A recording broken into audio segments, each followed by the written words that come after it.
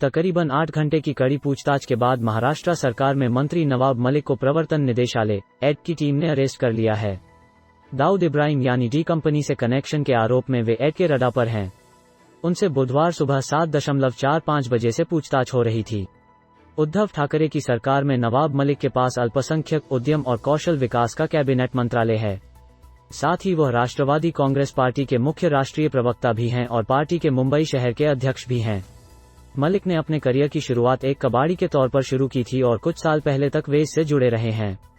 उत्तर प्रदेश के बलरामपुर से है मलिक का नाता। मूल रूप से उत्तर प्रदेश के बलरामपुर जिले के रहने वाला नवाब मलिक का परिवार खेती बाड़ी से जुड़ा था। परिवार के कुछ सदस्य कारोबार से जुड़े थे, इसलिए पूरा परिवार आर्थिक रूप से संपन्न था। नवाब का जन्म 20 जून 1959 को उत्तर प्रदेश के बलरामपुर के उतरौला तालुका के एक गांव में हुआ था। मलिक परिवार का मुंबई में एक होटल था और परिवार के अन्य सदस्य कबाड़ के कारोबार से जुड़े थे। मलिक ने भी एक प्रेस कॉन्फ्रेंस में कहा था, हाँ, मैं कबाड़ी वाला हूँ। मेरे पिता मुंबई में कपड़े और कबाड़ का कारोबार करते थे। विधायक बनने तक मैंने भी कबाड़ का कारोबार किया। मेरा परिवार अब भी वही करता है। मुझे इस पर गर्व है। पहले लोकसभा चुनाव में मिले सिर्फ 2620 वोट। नवाब मलिक ने अपना पहला लोकसभा चुनाव कांग्रेस की तरफ से गुरुदास कामत और भाजपा की तरफ से प्रमोद महाजन के खिलाफ 1984 में लड़ा था। उस समय मलिक की उम्र सिर्फ 25 साल थी। कामत को 2,73,000 वोट मिले और उन्होंने 95,000 वोटों से प्रमोद महाजन को हराया था। उस चुनाव में मलिक को सिर्फ 2620 वोट ही मिले थे। मलिक ने संजय विचार मंच से चुनाव लड़ा था।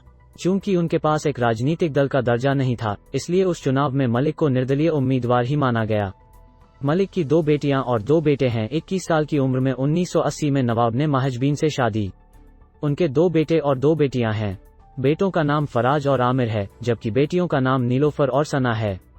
मलिक के कारोबार को उनके बेटे और बेटियां मिलकर चला रहे हैं। विरोध के कारण छोड़ा अंग्रेजी स्कूल। मुंबई आने के बाद प्रारंभिक शिक्षा के लिए नवाब का दाखिला सेंट जोसेफ इंग्लिश स्कूल में कराया गया, लेकिन पिता मोहम्मद इस्लाम के रिश्तेदारों और दोस्तों के विरोध के कारण वे इंग्लिश स्कूल में नहीं गए। बाद में नवाब का दाखिला एनएमसी के नूरबाग उर्दू स्कूल में कराया गया। यहीं से उन्होंने 4वीं कक्षा तक पढ़ाई की।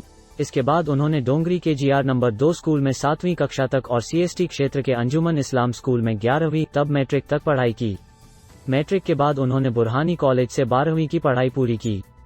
इसी कॉलेज में बा में दाखिला भी लिया, लेकिन पारिवारिक कारणों से उन्होंने बा फाइनल ईयर की परीक्षा नहीं दी। छात्र आंदोलन से राजनीति में हुई एंट्री। जब नवाब कॉलेज में पढ़ रहे थे तभी मुंबई यूनिवर्सिटी ने कॉलेज की फीस बढ़ा दी थी। उसके विरोध में शहर में आंदोलन चल रहा था। उस आंदोलन में नवाब मलिक ने एक आम छात्र की तरह भाग लिया था। आंदोलन के दौरान पुलिस की पिटाई से नवाब घायल हो गए। अगले दिन छात्रों ने पुलिस आयुक्त के मुख्यालय पर भी मार्च किया। नवाब मलिक का कहना है कि इसी दौरान उनकी राजनीति में रुचि हो गई। उन्होंने कांग्रेस से 1991 में नगर निगम चुनाव के लिए टिकट मांगा, लेकिन कांग्रेस ने उन्हें टिकट नहीं दिया। लेकिन नवाब मलिक राजनीतिक तौर पर अपनी जगह बनाने की कवायद में जुटे रहे। मलिक ने निकाला अपना अखबार। दिसंबर 1992 में बाबरी की घटना के बाद मुंबई में दंगे भड़क उठे। उसके बाद हर तरफ संवेदनशील माहौल था। इसके बाद मलिक ने नीरज कुमार के साथ मुंबई में सांझ समाचार नामक एक समाचार पत्र शुरू किया, लेकिन कुछ साल बाद आर्थिक तंगी के चलते यह बंद हो गया। समाजवादी पार्टी में भी रहे हैं मलिक। मुंबई और आसपास के इलाकों में बाबरी मस्जिद की घटना के बाद समाजवादी पार्टी मुस्लिम मतदाताओं के बीच लोकप्रियता हासिल कर रही थी। इसी लहर में नवाब मलिक भी समाजवादी पार्टी में शामिल हो गए।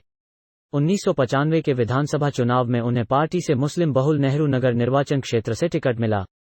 उस वक्त शिवसेना के सूर्यकांत महादिक 51,569 वोट पाकर जीते थे। नवाब मलिक 37,511 वोट के साथ दूसरे नंबर पर रहे। मलिक हार गए, लेकिन अगले ही साल विधानसभा पहुंच गए। धर्म के आधार पर वोट मांगने को लेकर विधायक महादिक के खिलाफ दायर याचिका पर उन्हें दोषी पाया गया और चुनाव आयोग ने चुनाव रद्द कर दिया। इसलिए 1996 में नेहरू नगर निर्वाचन क्षेत्र में फिर से चुनाव हुआ। इस बार नवाब मलिक ने करीब 6,500 मतों से जीत हासिल की। ऐसे हुई नवाब मलिक की एनसीपी में एंट्री। 1999 के विधानसभा चुनाव में नवाब मलिक फिर से समाजवादी पार्टी से जीते। तब कांग्रेस और एनसीपी सत्ता में आए। समाजवादी पार्टी से 2 विधायक चुने गए। उन्हें भी मोर्चे का समर्थन करने के लिए सत्ता में भागीदारी मिली। इसके बाद नवाब मलिक आवास राज्य मंत्री बने। राजनीतिक तौर पर वो बहुत अच्छा काम कर रहे थे, लेकिन समय के साथ समाजवादी पार्टी के नेताओं के साथ मलिक के मतभेद सामने आ गए। इससे तंग आकर मलिक ने आखिरकार मंत्री होते हुए भी एनसीपी में शामिल होने का फैसला किया। इसके बाद वे उच्च और तकनीकी शिक्षा और श्रम मंत्री बने। अन्ना हजारे के आरोपों पर दिया था इस्तीफा। 2005-06 के दौरान मुख्यमंत्री विलासराव देशमुख की सरकार में मंत्री रहे नवाब मलिक को इस्तीफा देना पड़ा था। मलिक पर माहिम की जरीवाला चाल पुनर्विकास परियोजना में भ्रष्टाचार के कई आरोप लगे थे। सामाजिक कार्यकर्ता अन्ना हजारे ने भी इस मामले को उठाया। फिर एक जांच शुरू की गई और नवाब मलिक को इस्तीफा देना पड़ा। 12 साल बाद सुप्रीम कोर्ट ने इसी मामले पर फैसला सुनाते हुए मलिक को इस मामले में बरी कर दिया था। आर्यन केस में मलिक ने किए कई खुलासे। नवाब मलिक लगातार narcotics control bureau (NCB) Mumbai के डिविजनल डायरेक्टर समीर वानखेड़े और उनके परिवार पर आरोप लगाते रहे हैं। 2 अक्टूबर 2021 को आर्यन खान गिरफ्तार हुए थे और उन्हें 26 दिनों के बाद 28 अक्टूबर को जमानत मिली थी। इस दौरान यह पूरा मामला कई नाटकीय पड़ावों से गुजरता रहा। मलिक की इसमें अहम भूमिका रही है। उन्होंने समीर वानखेड़े के जन्म से लेकर विवाह के तथ्यों को लेकर और उनके परिवार तक पर कई आरोप लगाए, जिसके चलते अब समीर वानखेड़े के खिलाफ भी जांच चल रही है। उन्हें एनसीबी से भी हटना पड़ना। आर्यन खान की रिहाई के बाद मलिक के ट्वीट "पिक्चर अभी बाकी है मेरे दोस्त" ने सबका ध्यान खींचा और इसके बाद 1 नवंबर को उन्होंने महाराष्ट्र के पूर्व सीएम देवेंद्र फडणवीस की पत्नी की जयदीप राणा के साथ तस्वीर डालते हुए लिखा, "चलो आज बीजेपी और ड्रग्स पेडलर के रिश्तों की चर्चा करते हैं"।